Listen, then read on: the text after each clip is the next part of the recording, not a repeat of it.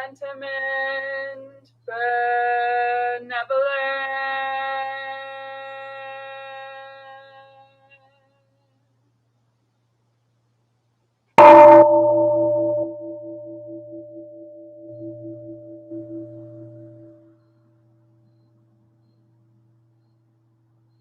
Dharma friends, sitting still in vital silence,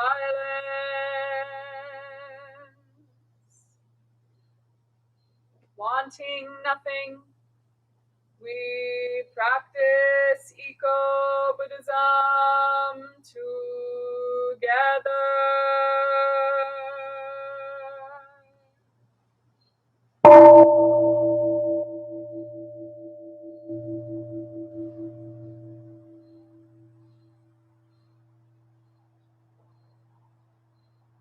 The sound of the temple bell booms for all to cease from conflict.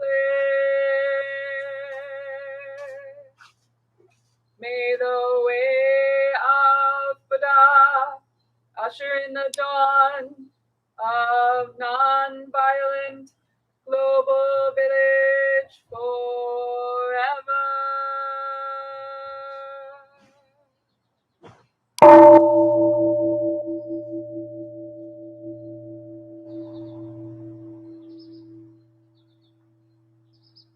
Here is the after sound of the bell.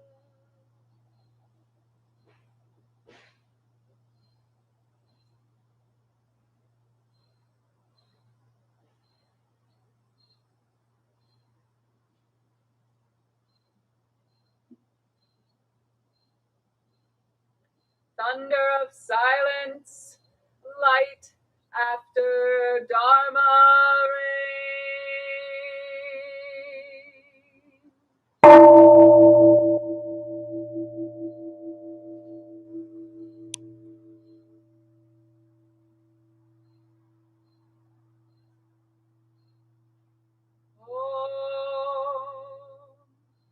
Amoga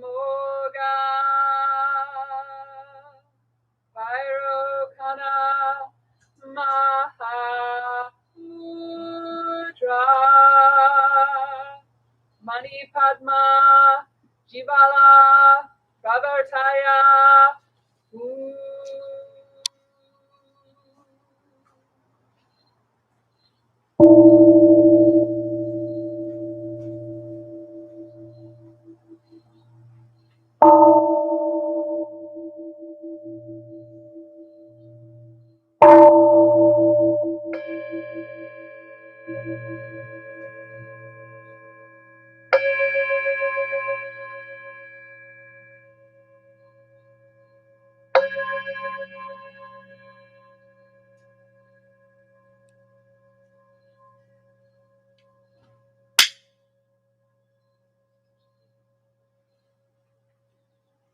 Please stand and join me in chanting of the three refuges.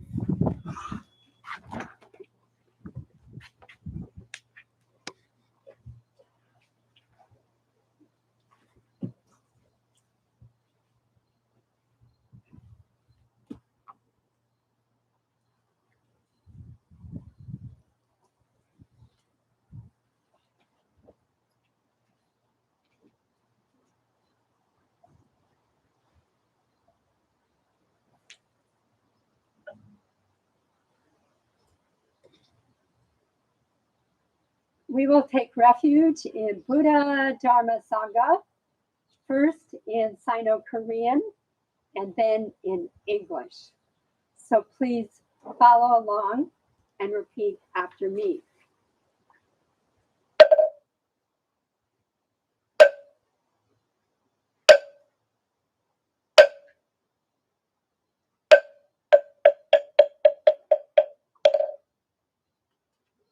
Chi Shi Wim Yon Shi Fan Samse Chema Chai Samshu Il Chai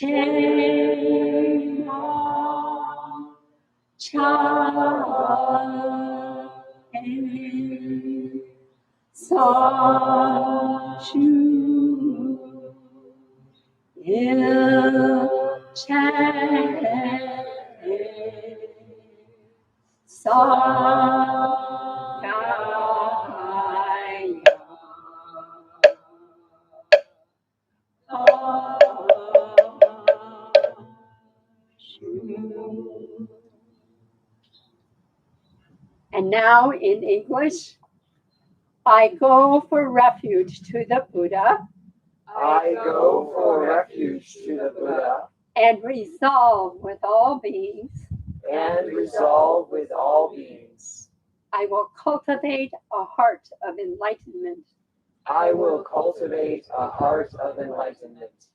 And realize the great way. And realize the great way.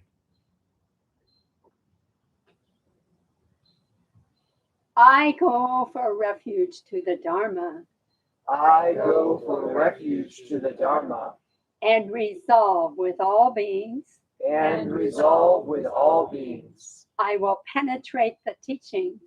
I will penetrate the teachings. And uncover oceans of wisdom. And uncover oceans of wisdom. I go for refuge to the Sangha. I go for refuge to the Sangha. And resolve with all beings. And resolve with all beings. I will seek peace and happiness for the many. I will seek peace and happiness for the many. And transform this world into Buddha lands unimpeded. And transform this world into Buddha lands unimpeded.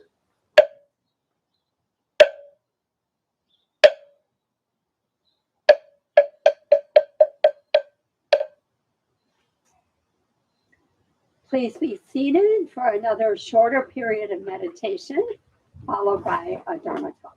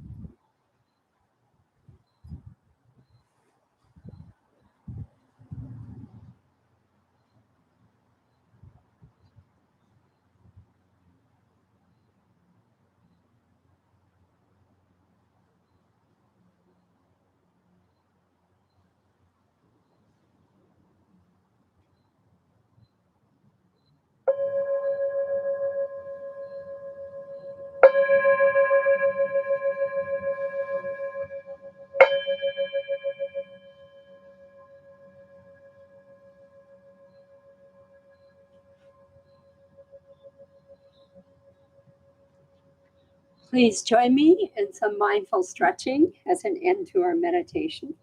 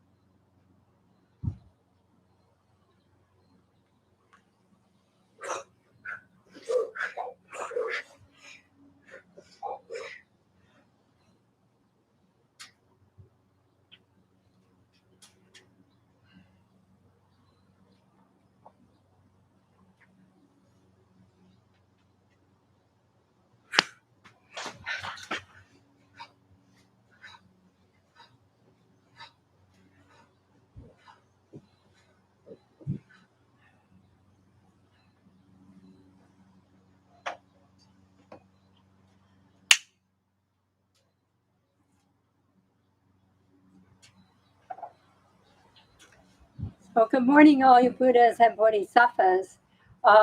If you can hear me in the back, please raise your hand. Okay, so the sound is okay. If I start to fade out, please let me know. So it's lovely to see all of you here on this fresh fall morning, first day of August, 2021. So as we sit here, we have some friends up in the Pinckney area at Camp Talahi. 90 people attending a day camp, which is an annual event. It's quite beautiful and lovely.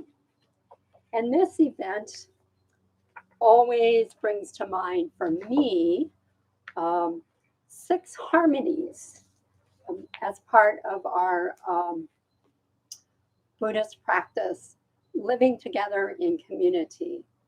If you can think of 90 people being together for a couple of days and doing activities together, so they sit together, chant together, do calligraphy together, go swimming together, all these kinds of things, have talent shows. It's pretty important that everybody be sort of on the same page with what the guidelines are, so that they treat each other kindly, and then it's a good experience for everyone. So this idea of harmony, being together in harmony, stems from the Buddhist concept of oneness, that we're all interconnected. So in our song of meditation that was written by Samusunam, it says, "Be at one with all beings insentient, rocks, trees, mountains, rivers, clouds, sky. Breathe, concentrate. Be at one with all beings sentient, birds, animals, insects, worms, fish, humans." And so being outdoors at camp offers you an opportunity to do all of these things.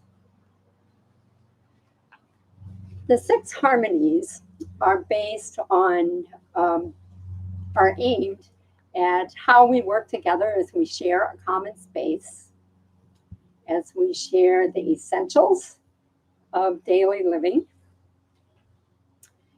It's based on the idea that we try to observe precepts.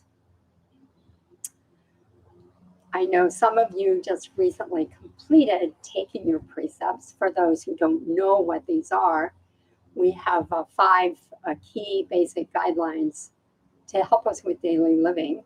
So the first is not to harm, but to cherish all life. Second is not to take what's not given, respect the things of others. The third is to not misuse our sexuality, but to engage in wholesome relationships. The fourth is not to lie, but speak the truth. And the fifth is not to misuse intoxicants. So while the community is together, at least for 2 days outside, we would try to follow these things. The precepts are sort of a whole life challenge to keep them. They're important guidelines that we think about for long periods of time and continually try to perfect. So the 6 harmonies that we're going to talk about, 5 precepts and now moving to 6 harmonies, have to do with caring for one another.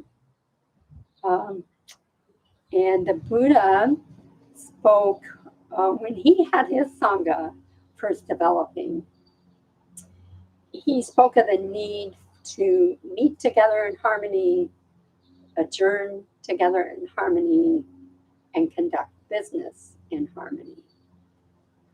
So in my mind, this is kind of the heart of Sangha, our Buddhist community.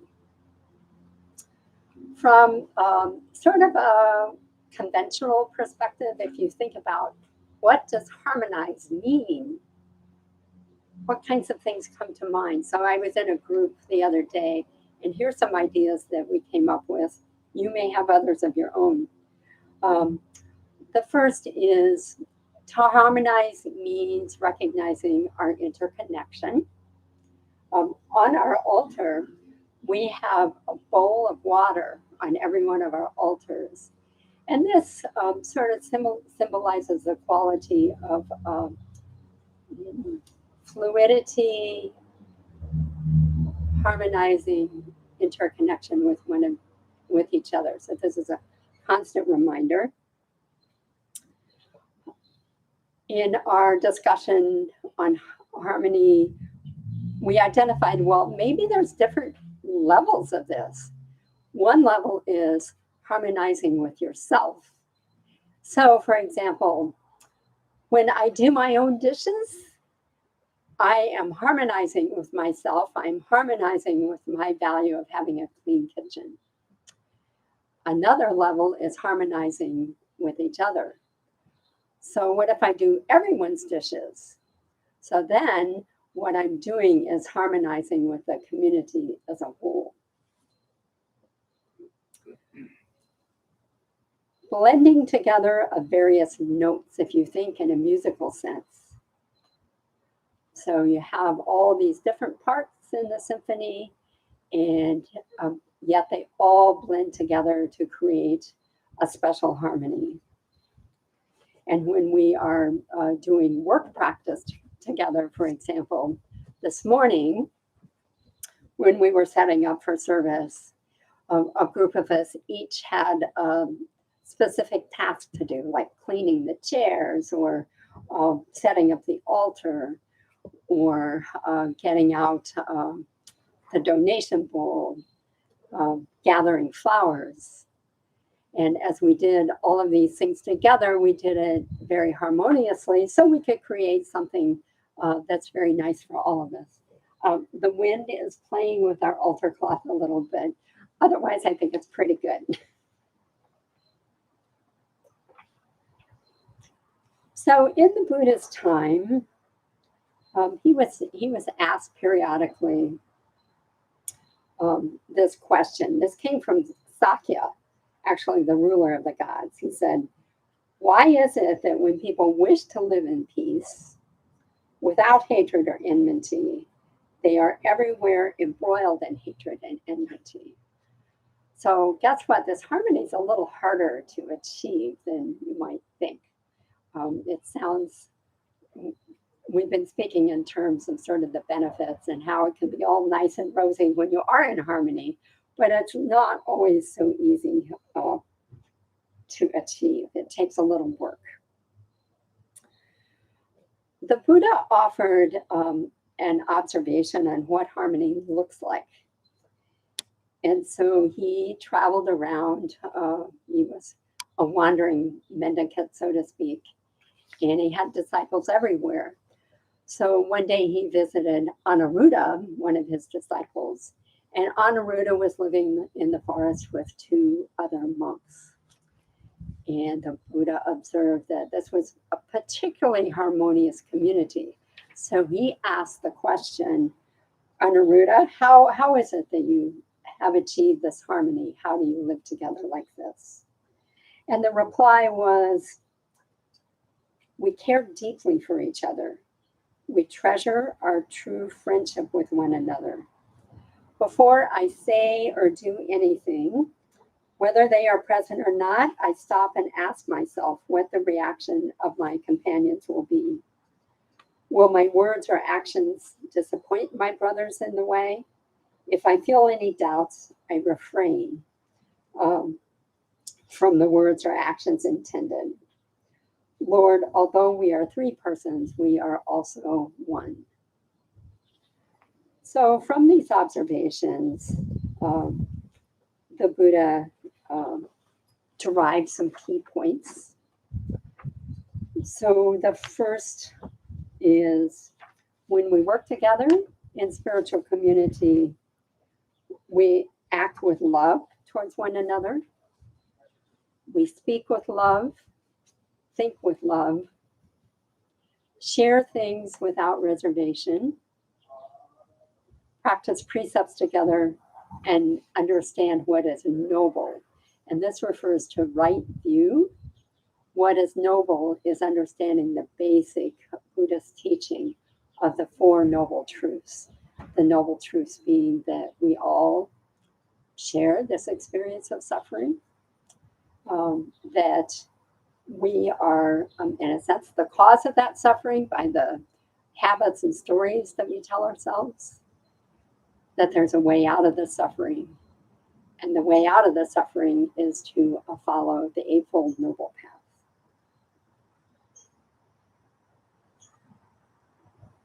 Thich Nhat Hanh, when he works with his,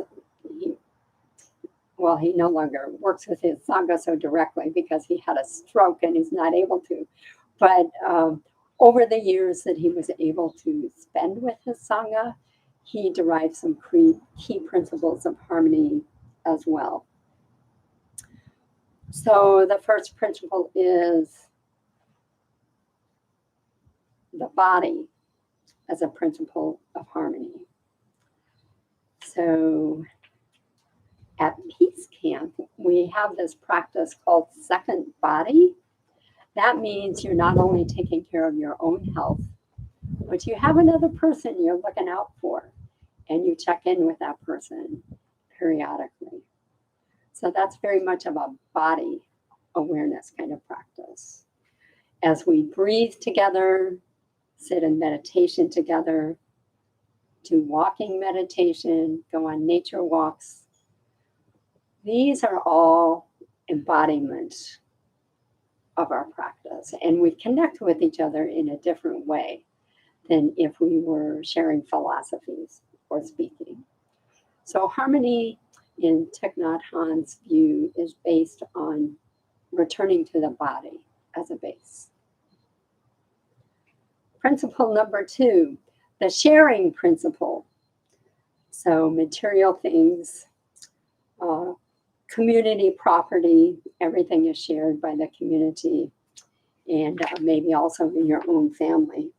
It's interesting when it comes to time of Peace Camp, how this sharing principle comes up for me, and I don't share as much as I think I should, because if you look at our altar today, our big Buddha is missing, and they took our sound system, so we had to find a new sound system.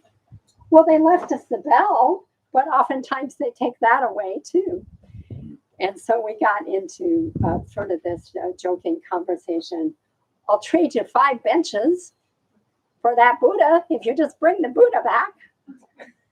But you get the idea. It's these material things we view as everybody's property, and we try to share them as best we can. So those who live at the temple, when we receive gifts, such as flowers, we place them on the altar to be shared by everyone. Same with food, and so on and so forth. So the third principle is a precepts practice. Again, the 5 precepts that we try to keep coming back to are not to harm, but to cherish all life, not to take what's not given, not to misuse our sexuality, not to lie, but to speak the truth, and not to misuse intoxicants. So the 4th principle is the principle of harmonious speech. And this, I believe, is one of the more challenging ones, especially in this day and age. It's interesting. I think it's the Amish community, or maybe Mennonites, I'm not quite sure. If you have something you want to say to your neighbor, you go visit them in person and you have a conversation. In our day-to-day lives, we have messages coming in through so many channels. So we have the phone, we have text messages, we have email, we have Facebook, social media, all these kinds of things. And it's easy, but it makes some harmonizing the speech more complex. So an example that just happened is we had somebody come last night for Peace Camp, and I had no idea this person was coming. And he needs to get a COVID test before he can go to camp. But, you know, he left us a voicemail. He left us an email message. And in the busyness of things, somehow I missed that. So as we work with right speech, this is just one of the unique challenges that maybe we face in our time. Other characteristics of right speech. Is it truthful? Is it helpful? And is it the right time? So perhaps you want to offer feedback to someone. It's important to ask yourself those questions. Otherwise, you can I think, escalate conflict rather than engage in fruitful discussion. Another characteristic of right speech is based on listening. And so we listen first to understand and then speak to be understood. It should be spontaneous. So I shouldn't be thinking about what it is I'm going to be saying to you while you're speaking to me. It should come from the heart, and it should be lean of expression.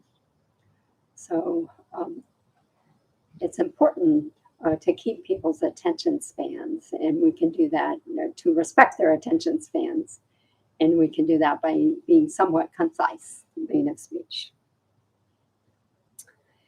And then the last principle in Thich Nhat Hanh's scheme is harmony of views.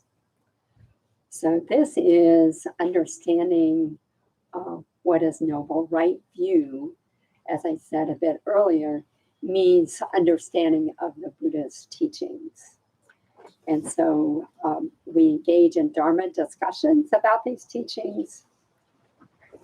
We explore the views together and experience them in practice without jumping to conclusions about what is right and what is wrong, because each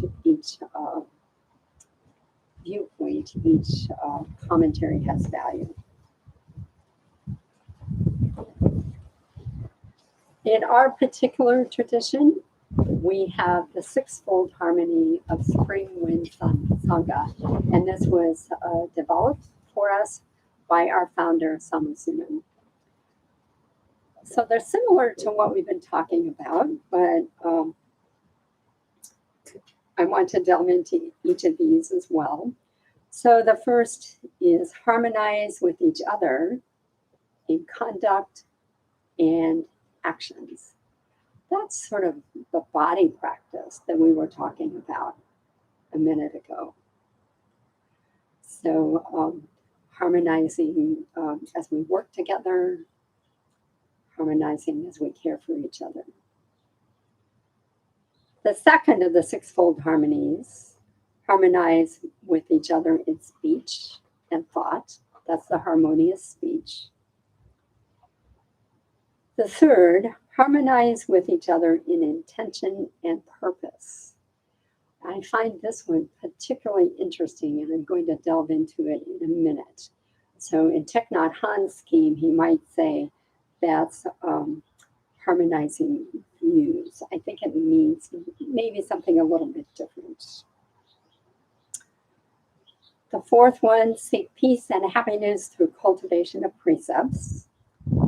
The fifth, seek peace and happiness through diversity of understanding. This is also an interesting one. It's saying that there's perhaps more than one I don't know if right is the correct word, more than one right view or more than one opinion that is worth listening to. And it's important for us to explore those. And then the sixth harmony, seek peace and happiness through sharing spiritual and material benefits. So that's back to the sharing kind of principle. So let's spend just a few minutes on harmonizing with each other in intention and purpose. So let's talk about what is intention. I want to read a little something from the Dhammapada.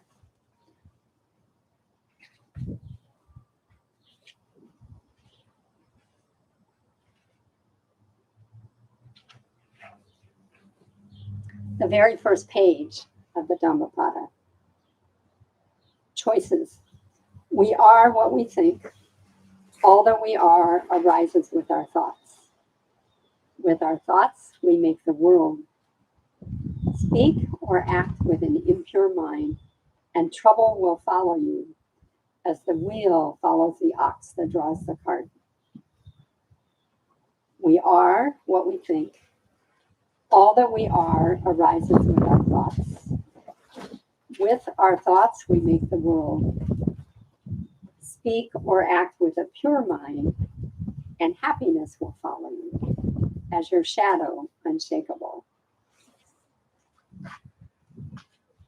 So right intention is a factor in the Eightfold Path.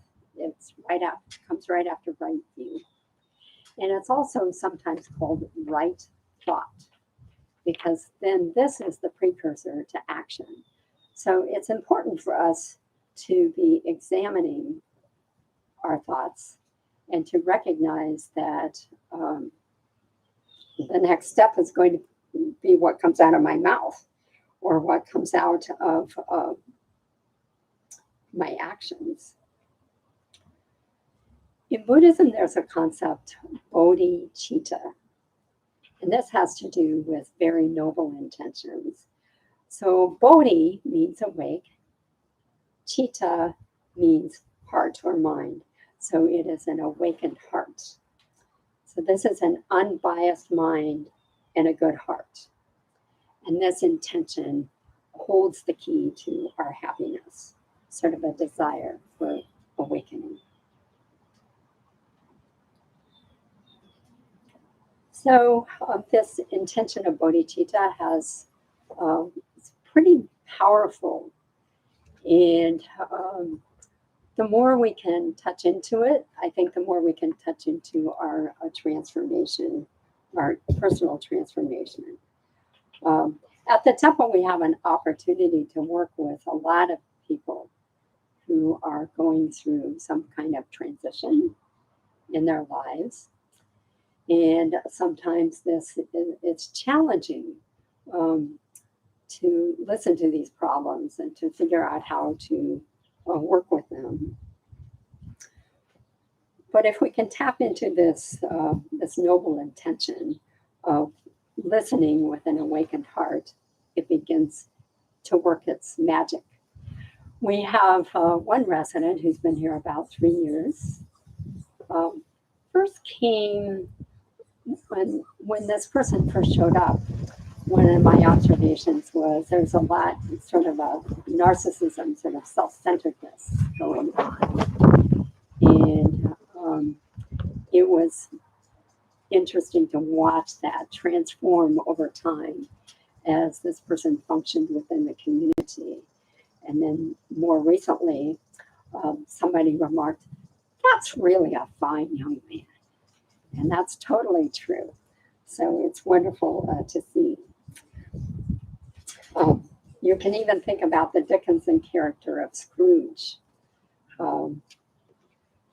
who had this vision or discovered the intention of loving kindness. And pretty soon, Tiny Tim's family has food and Tiny Tim has crutches. So in Shantideva says, in Bodhicitta, the awakening mind, it's said to have two aspects.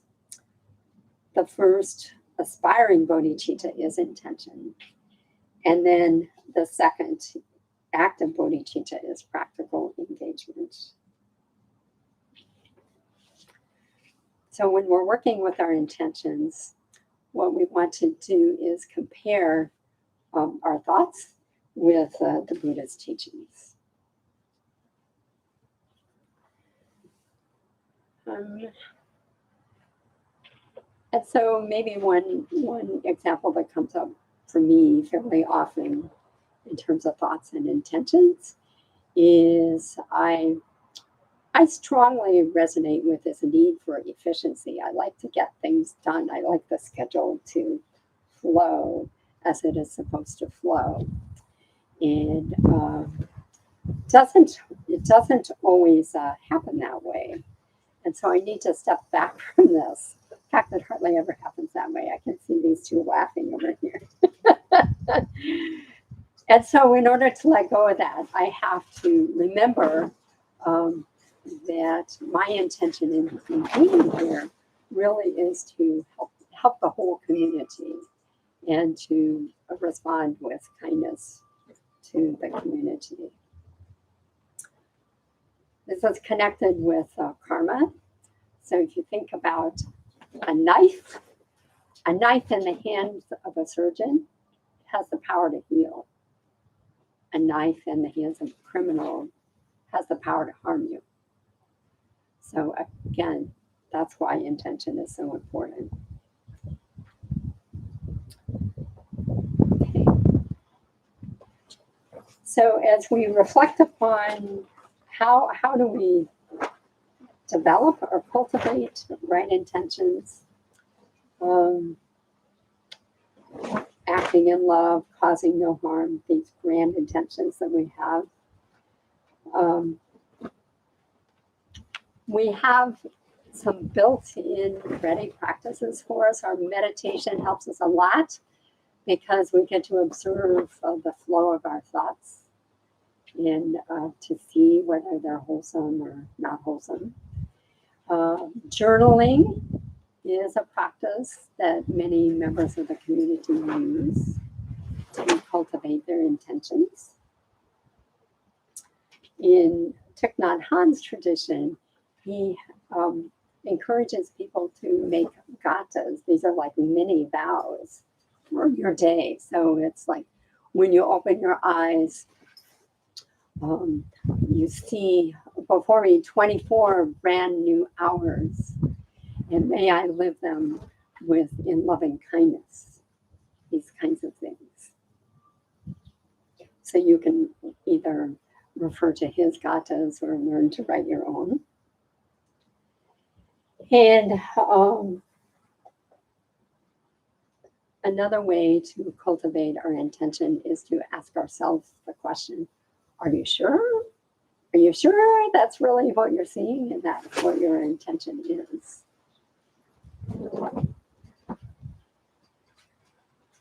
So I like this harmony in intention and purpose as one of the important ways that we can work together. If we first have to be able to articulate our own intentions. And then as we practice as a community, we can articulate intentions to each other. And we can show each other our good intentions and then grow together in a more wholesome way. So maybe the grandest intention of all is the 4 great vows, which we say at the end of every service. So I'm going to do that now, and then we'll have time for a few questions or comments after that if you wish. So please repeat after me. All beings, one body. All beings, one body. I vow to liberate.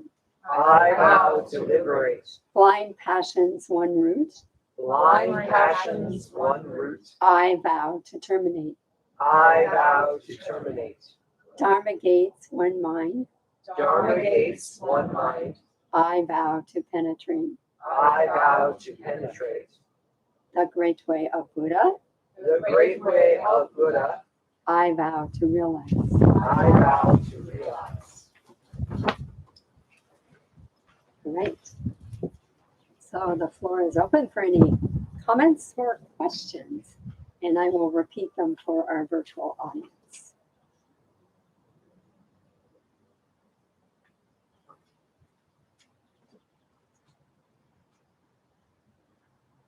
I have a question with regard to what you just recited, which is that it used to be worded a little bit different. It used to be, It used to be worded differently. And so it's blind passions. I will uproot or something like that, right?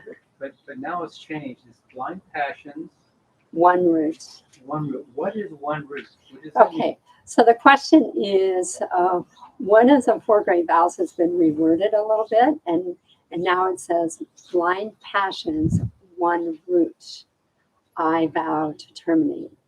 So what is that one root?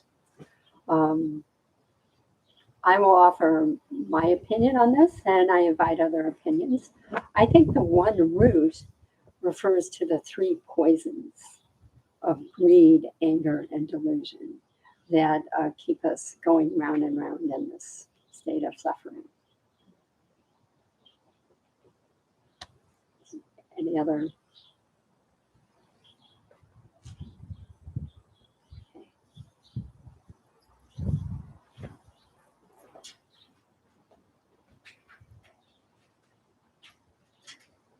It could be selfishness, which is coincident with the 3 things that you mentioned as well. So the sense of separate self, small self. Yeah. Yeah, that's another way to look at it, for sure. Being the root of our blind passions.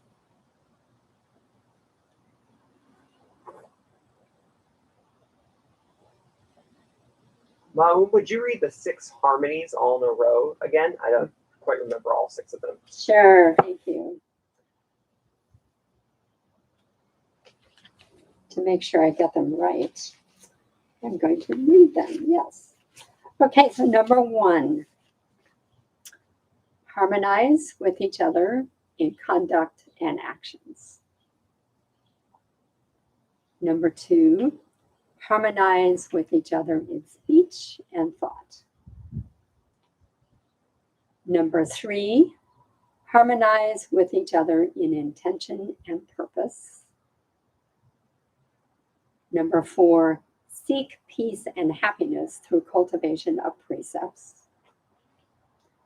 Number 5, seek peace and happiness through diversity of understanding. And number 6, seek peace and happiness through sharing spiritual and material benefits.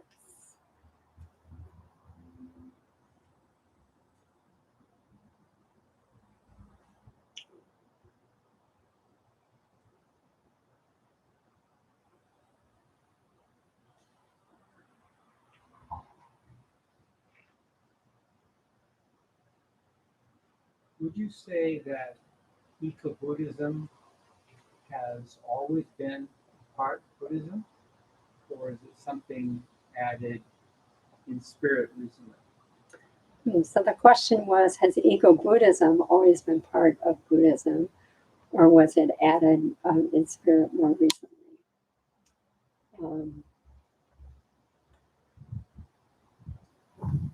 Before I answer, I'm going to throw the question back to you. What do you think?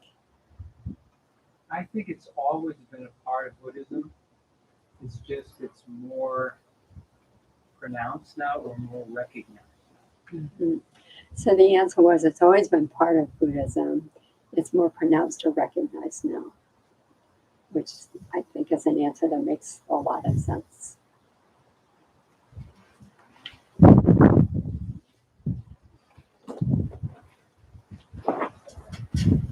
Okay.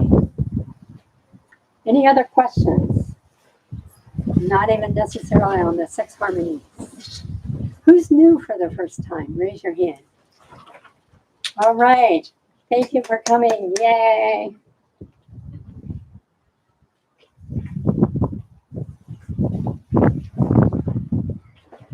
Okay, so we're going to close with a few announcements and then offer you the opportunity to mill around and get to know each other. We will continue our outdoor services through the month of August. So 10 a.m. every Sunday we'll be here. We've not yet encountered rain, but probably sometime we will, in which case we'll be in the Buddha Hall. And throughout the week, we have other Dharma opportunities. So on every day, if you're an early riser, we leave the temple at 6 a.m. and walk up to Burns Park and meditate in the park. And it's quite lovely there. And Wednesday evening, we have a special sitting that's offered both in person and via Zoom. 25 minutes of sitting followed by a Dharma discussion. And on Wednesday morning, there is a Zoom study group on the way of the Bodhichitta.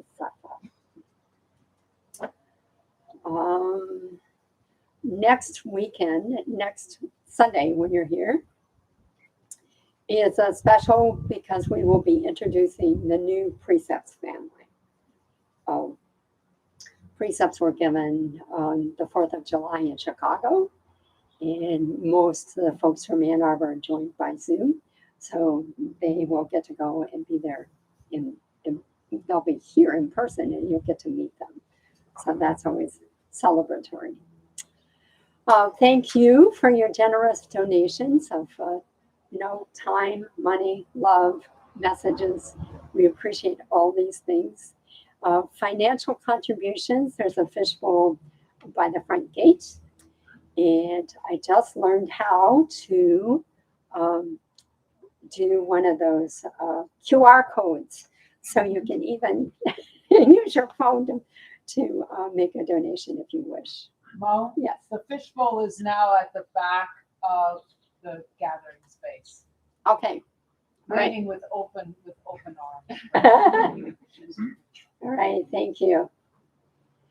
And if you look at the bounty of our garden, it's harvest time. And on the porch, if you look over to the porch in the Sangha house, on that table, there are some plastic bags and there are some nice fresh beans, wax beans and green beans. So please take some home with you and enjoy them. We like to share when we have something to share. Okay. All right, thank you again. And we'll see you next week.